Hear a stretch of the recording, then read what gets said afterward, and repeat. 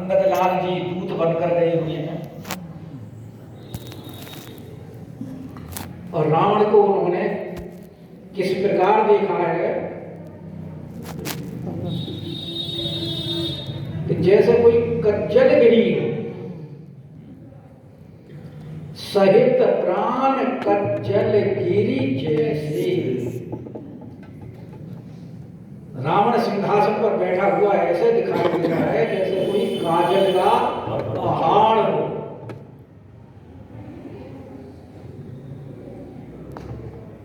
इतने विशाल आकृति को, शरीर को देख करके साधारण मनुष्य तो डर जाएगा, लेकिन वो तो अंगदलाल जी हैं, बाली के पुत्र। इसीलिए गोस्वामी कहते हैं कि गयऊ सभा मन में तो ना पूरा। क्यों नहीं डरा? क्योंकि बाली तने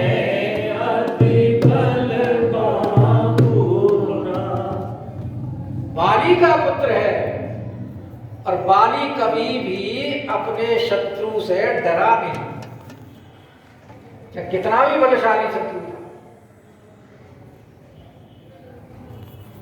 हनुमान जी भी नहीं डरे।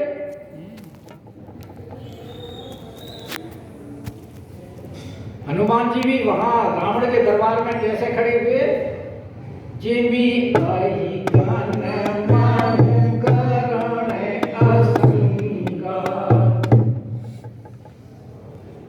ऐसे ही यहाँ अंगदलाल जी भी डरे नहीं है बिल्कुल। लेकिन अंगदलाल जी तो डरे नहीं, लेकिन उनको तेज को देख करके उसके जो सभासद थे रावण के, वो अंगद जी के सम्मान में खड़े हो उठे सभासद कपि कहूं देखी। जैसे श्रीमद् भागवत में आपने सुना होगा, परीक्षित जी जब भागवत पाठ श्रवण करने के लिए सारे ऋषि मुनि आए थे और नियुक्त किसको किया था? सुखदेव जी। और सुखदेव जी की अवस्था 16 वर्ष की, और वहां जो ऋषि मुनि बैठे हैं वो बड़ी बड़ी लंबी लंबी दाढ़ी वाले, जटा वाले, बड़े बड़े प्राचीन, जिनकी जटाएं भी पीली पड़ गई, लेकिन सफेद से पीली हो गई, सफेद से पीली होगी। लेकिन जैसे ही सुखदेव जी वहां पहुंचते हैं, सारे ऋषि मुनि उठ करके खड़े हो जाते हैं।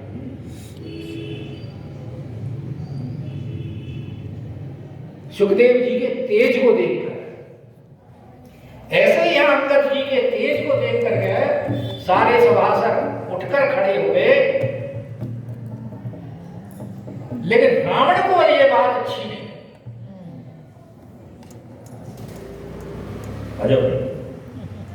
बात आ जाओ।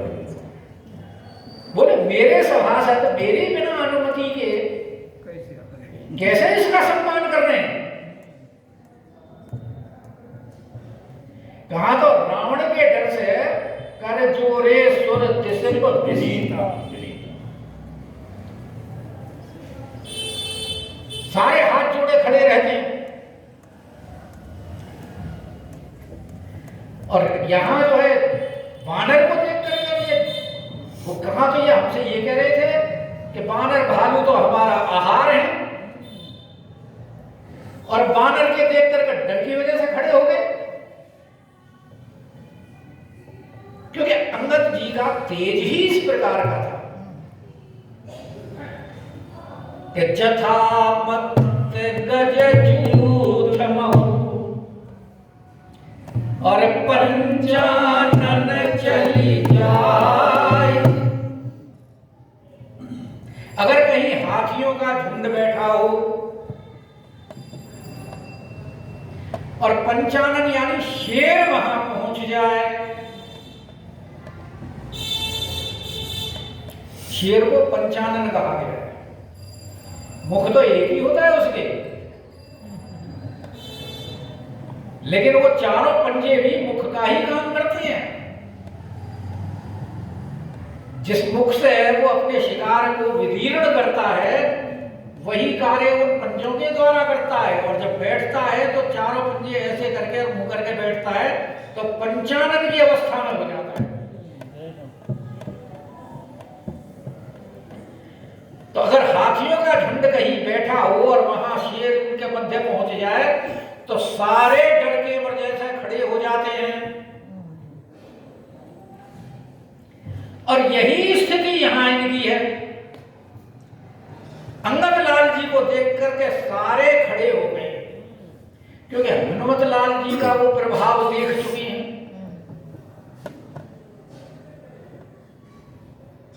किस प्रकार उन्होंने लंका को जलाया था।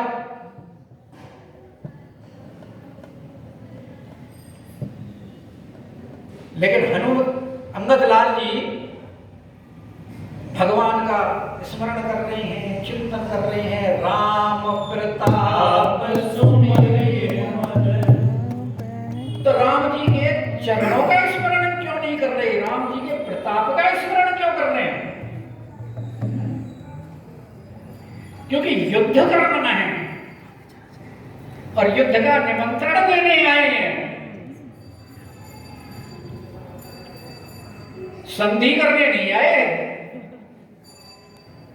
कहा तो राम जी ने ये था, काज हमारे तासुहित होई। अब वो काज क्या है और हित क्या है, ये हम आपको पहले बता चुके हैं। तो हनुमत लाल जी की तरह है, जैसे हनुमत लाल जी ने भी लंका चले सुमेरी नर हरि,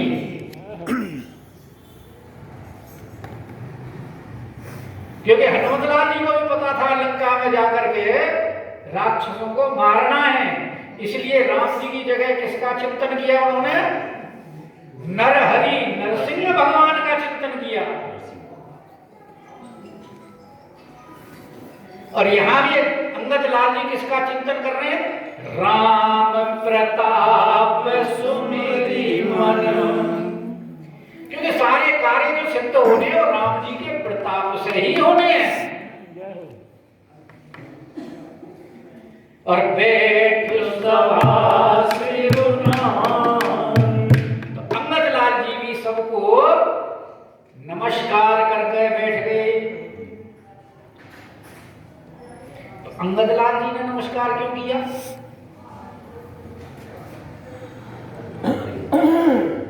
इसके कारण है। एक कारण कि रावण राज सिंहासन पर बैठा हुआ है, और राजा जो होता है सर्वदेवमयो राजा, सारे देवताओं का उसके अंदर वास हुआ। दूसरा कारण, रावण किसका नाती है, इसलिए उसको सम्मान दे। और तीसरे, सभा जो वहां विराजमान है, सभा ने जब अंगद लाल जी को सम्मान दिया, तो अंगद लाल जी को भी तो सभा को सम्मान देना था। सब खड़े हो गए थे। विनय और नीति तो यही कहती है, क्योंकि जहां पंच वहां परमेश्वर। इसीलिए अंगद लाल भी कि राम प्रताप सुमिरि मन और बैठ सभा सिरुनाय। अब अंगद लाल जी बैठे, लेकिन रावण का क्रोध कम नहीं, उसका तो हृदय जल रहा है। मेरे सभासदों ने कैसे इसका सम्मान किया। और अभिमानी व्यक्ति किसी का सम्मान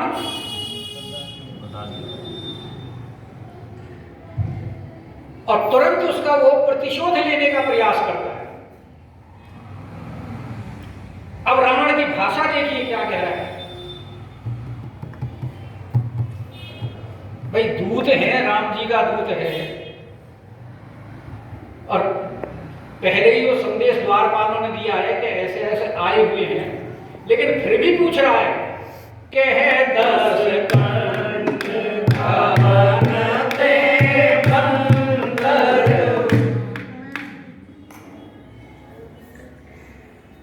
रावण कह रहा है कि ये बंदर तो कौन है?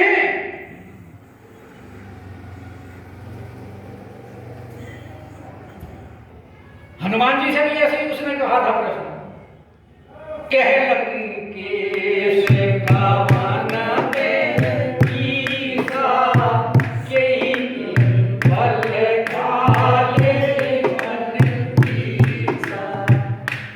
और यहां भी वही उसकी भाषा है। अभिमानी व्यक्तियों की भाषा ऐसी ही होती है, वो किसी का सम्मान करना नहीं जानते। यहां भी कह रहे कह दस कंठ भवन ते बंदर। तो इसमें एक दूसरा जो ध्वनि निकलती है वो ये भी निकलती है, अरे तू वही बंदर तो नहीं है जो पहले आया था? कवन ते बंदर, कौन सा बंदर है? कि वो पुराने वाला है या नया वाला है, कौन सा है? पुराने वाला डर बैठा हुआ है ना, पहले चोट को खा के क्या था ना भैया तो इधर तो तो अंगदलाल जी कौन से कम है? जैसा रावण ने प्रश्न किया वैसा ही रावण को उत्तर दिया। तो रावण ने कहा कि कवन ते बंदर, तो अंगदलाल जी बोले कि मेरा रघुवीर दूत दस कंठ। अंगदलाल जी ने भी सम्मान नहीं किया रावण का।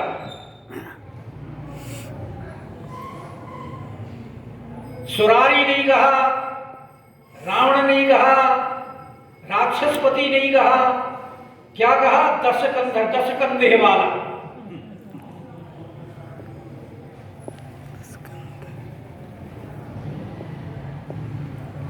जो कि जैसी तेरी भाषा वैसी मेरी भाषा, टिट फॉर टेट।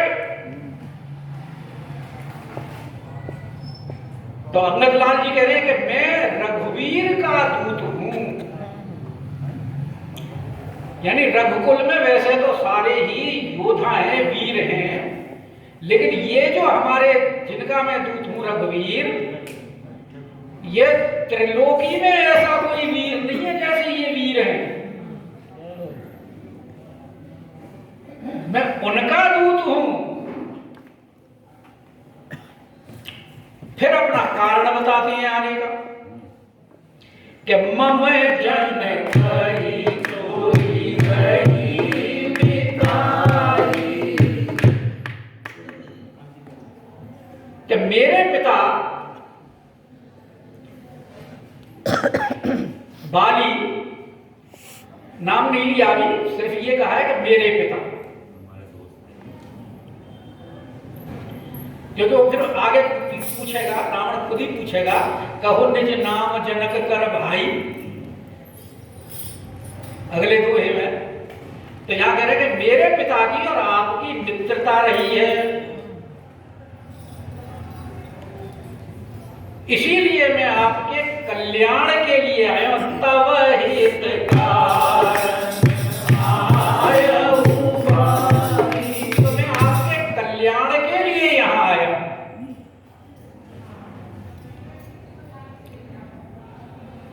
क्योंकि आपका हित होने से हमारा भी, हमारे पिता का भी हित है। यानी मैं अपने हित के लिए नहीं आया, राम जी के हित के लिए नहीं आया, तेरे हित के लिए आया। और रावण के हित से अंगद का क्या स्वार्थ है? जी, तो अंगद जी कह रहे हैं क्योंकि तुम जो हो मेरे पिता की बल की कीर्ति पताका हो। मेरे पिता ने तुम्हारा पराभव किया है, और जब तक तुम जीवित रहोगे तब तक मेरे पिता की कीर्ति विद्यमान रहेगी। रावण को जो दबा रखा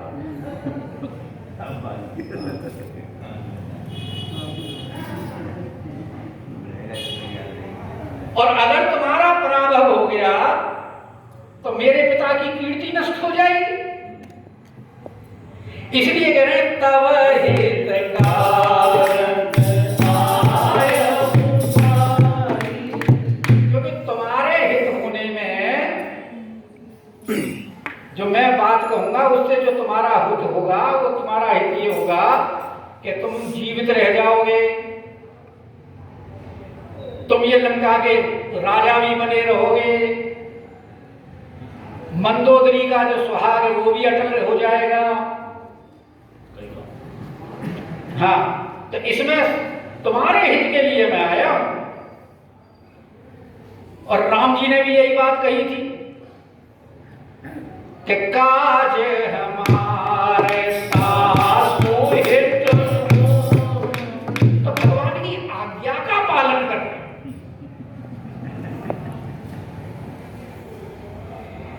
भगवान ने कहा है तासु हित, इसलिए अंगद लाल जी कह रहे हैं तब हित कारण आया हूं भाई। अब अंगद लाल जी बता रहे हैं हित क्या है, कि सबसे पहले तो तुम अपने बारे में विचार करोगे आप कौन हैं, कि उत्तम कुल पुलस्त करना, आपका कितना उत्तम कुल है, ऋषि कुल। ब्रह्मा जी के मानस पुत्र पुलस्त जी, पुलस्त जी के पुत्र विश्रवा ऋषि, विश्रवा की आप संतान हैं।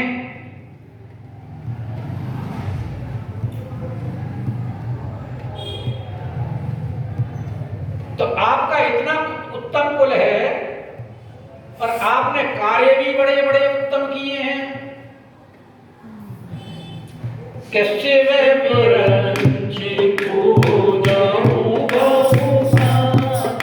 आपने शंकर भगवान की बड़ी स्तुति की है, ब्रह्मा जी के आदेश का आज्ञा का पालन किया है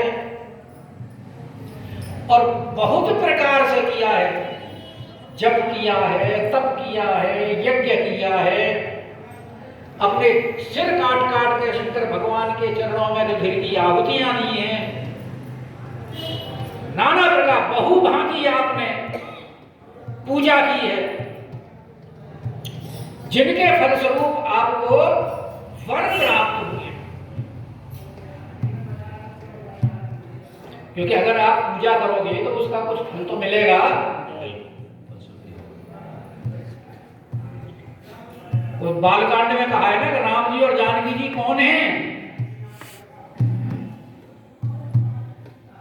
कि दशरथ सुव्रत नाम धरित्री। राम जी कौन है, दशरथ जी के सुकृत हैं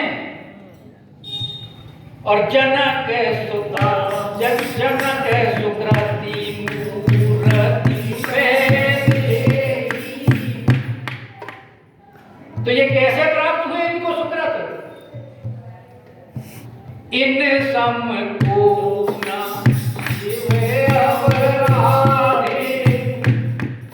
भगवान शंकर की इन्होंने बहुत पूजा की।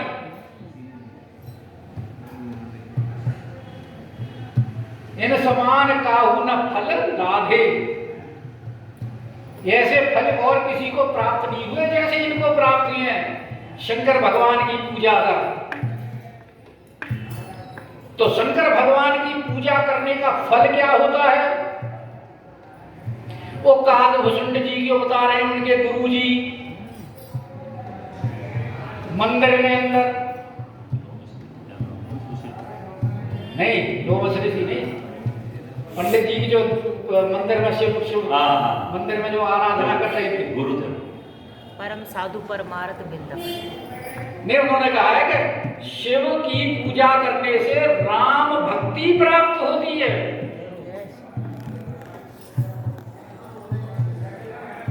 लेकिन तुमने राम जी की भक्ति तो की नहीं,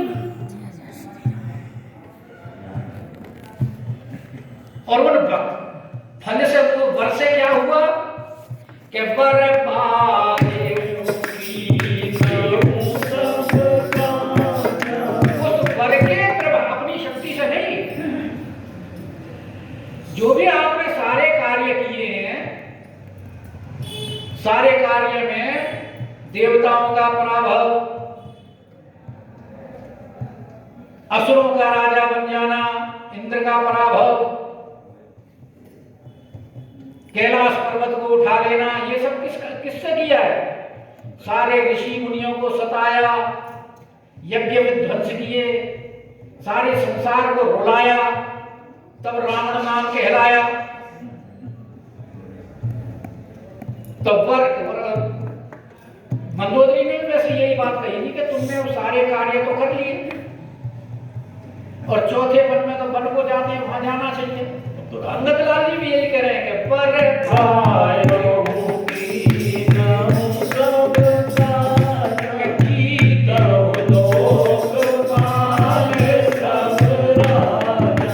समस्त लोकपालों को जीता, इंद्र वरुण अग्नि इत्यादि सबको जीता, काल को भी जीता, और समस्त राजाओं को भी जीता। उससे आपको घमंड हो गया, वरना करना तो आपको भगवान का भजन चाहिए था, लेकिन आपने भगवान का भजन तो किया नहीं, आप तो सांसारिक विषयों में भटकते रहे। और उससे आपको क्या हुआ कि आपको अभिमान हो गया।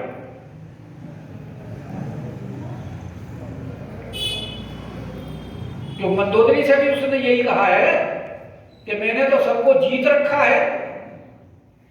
जिनकी स्थिति देवताओं की तू उस विराट स्वरूप में बताती है, वो सारे देवता तो मेरे द्वारा जीते हुए हैं।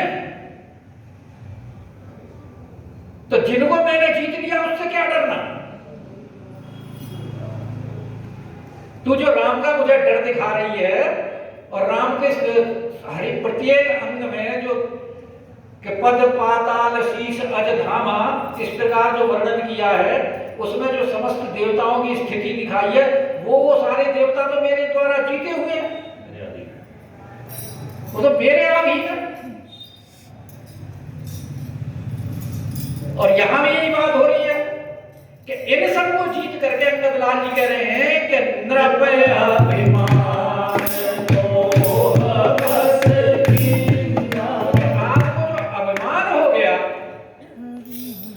उस अभिमान में आपने एक बहुत ही अनुचित कार्य किया।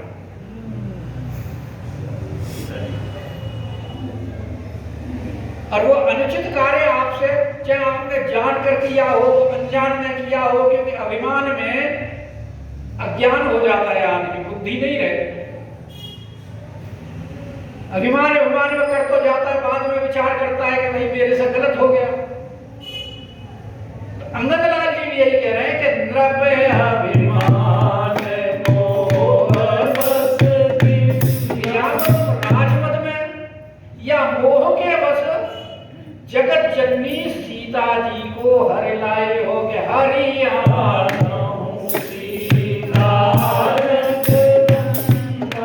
मोह में जो कार्य, मोह सकल व्याधिन कर मूला, जितनी भी बीमारियां हैं उनकी जड़ क्या है? मोह। तो तुम मोह में जो ये कार्य करके लाए हो, क्या कि हरियाणा जानकी जी, जो जगदम्बा का तुमने हरण किया है, यानी सीता का हरण नहीं किया, तुमने किया है जगदम्बा का हरण। जगदम्बा मतलब जगत की अम्बा यानी माता, वो तुम्हारी भी माता है, तुम्हारे पिता की भी माता है, तुम्हारे दादा पुलस्त्य ऋषि की भी माता है, और ब्रह्मा जी की भी माता है, शंकर भगवान की भी माता है, वो सबकी माता है। तो तुमने जानकी जी सीता जी का हरण नहीं किया, तुमने किसका हरण किया है? जगदम्बा का हरण किया है। और वैसे तो स्त्री हरण घोर पाप कहा गया है, लेकिन माता का हरण महान घोर पाप किया है। लेकिन कोई बात नहीं, अब भी अगर विचार करें तो कुछ नहीं बिगड़ा कि अब सोना हो तुम मोरा। अब भी मैं आपको शुभ की बात बताता हूं, कल्याण की बात बताता हूं। और संत लोग भी ऐसे ही कहते हैं कि सारी जिंदगी में अब तक अगर भजन नहीं किया तो जो थोड़ी बहुत जिंदगी रह गई है उसमें कर लो तो भी कल्याण हो जाएगा। कैसे? गांव में आपने पनिहारिन देखी है, वो घर से रस्सी और बाल्टी लेकर जाती है पानी भरने के लिए। तो रस्सी बाल्टी बांधकर, बाल्टी में रस्सी बांधकर बाल्टी को कुएं में लटका देती है। सारी रस्सी कुएं में चली जाती है, लेकिन जो अंतिम छोर होता है उसे नहीं छोड़ती और उसको पकड़ने से वो बाल्टी जब जल तक पहुंच जाती है तो वो जल भी आ जाता है, साथ में बाल्टी भी आ जाती है और रस्सी भी आ जाती है। तो संत लोग कहते हैं कि अभी भी कुछ नहीं बिगड़ा, जो आपकी थोड़ी बहुत अवस्था और आयु रह रही है उसको मत छोड़ो अंतिम छोर की तरह। उससे आपका जो गया हुआ है वो सब वापस लौट कर आ जाएगा और आपका कल्याण हो जाएगा। तो इसलिए अंदर जी भी कह रहे हैं कि अब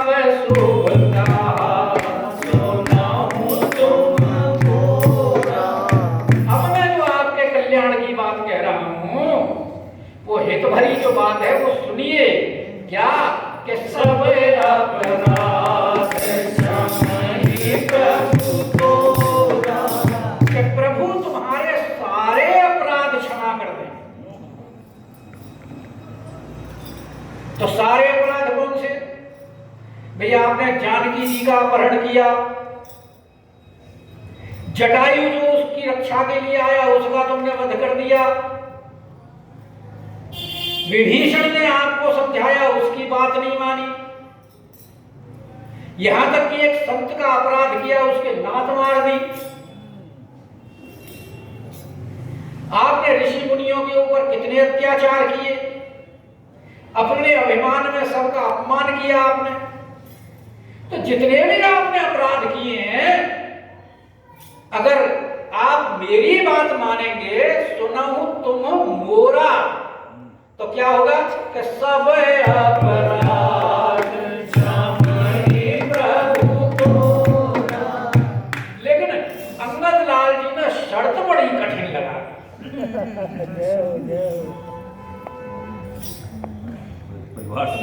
क्योंकि अपराध तो क्षमा हो जाएंगे, लेकिन भाई इसमें कंडीशन है, वो मानेगा नहीं। और कंडीशन भी ऐसी बताई कि अंगद लाल जी जानते हैं कि रावण जैसा अभिमानी कभी मान नहीं सकता, और वो भी उन्होंने इसलिए लगाई है क्योंकि अंगद लाल जी को पता है कि रावण ने मानना नहीं है, ऐसी शर्त बताओ, क्योंकि मान लेता तो प्रभु की शरण में जाने पर प्रभु उसके अपराध क्षमा कर देते। तो भगवान की प्रतिज्ञा का क्या होता? को राज्य दे रखा है, उसका क्या होता है? तेरी को निराश तिलक तेरी सारा। और दूसरी प्रतिज्ञा, निश्चर हीन करूं हो जो उठाई पड़ती। तो भगवान की प्रतिज्ञा जो है, इसको विभीषण को राज कैसे मिलेगा?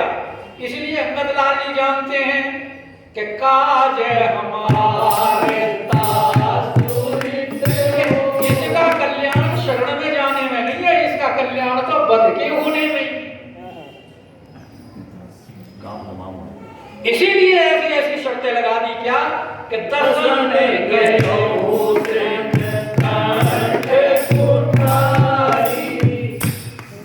अब अंगद लाल जी की कंडीशन पहली क्या है कि दांतों के अंदर तिनका दबाओ।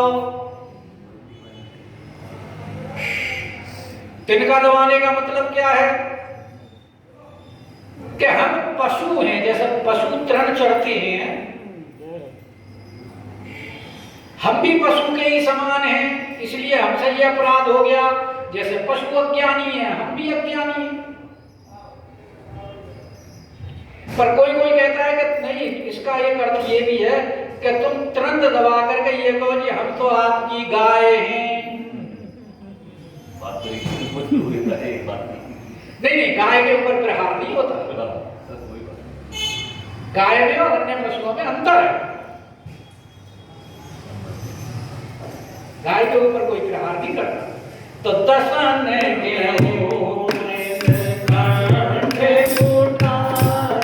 और भाई गले में कुल्हाड़ी डालो। कुल्हाड़ी डालने का मतलब है कि हमने अपनी गर्दन आपके सुपुर्द कर दी, सरेंडर कर दिया। चाहे इस कुल्हाड़ी से काट दो चाहे छोड़ दो। और क्या कह रहे हैं कि परिजन सहित संग अपने समस्त कुटुंब को लेकर के और साथ में जितनी स्त्रियां हैं उन सबको ले लो। कोई बचने ना पाए, सबके साथ जाकर के आत्मसमर्पण करो।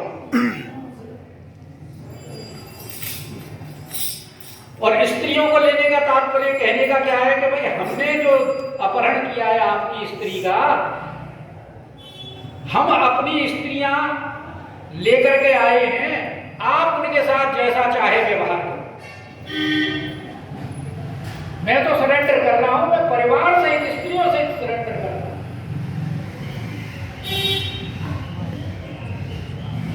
और सादर जनक सुता और तुमने पीछे पीछे रहना, आगे जानकी जी को पालकी में बिठा करके लेकर के चलना है,